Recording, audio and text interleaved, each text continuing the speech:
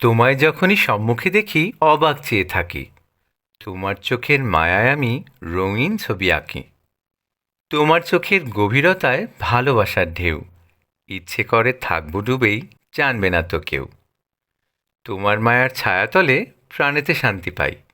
এমন পরম স্বস্তি এ ধরায় আর তো কোথাও নাই। তুমি যে আমার মনের মাঝে বাঁশির মিষ্টি সুর। তোমার সুরের মূর্ছনা আমার বেদনা করে দূর।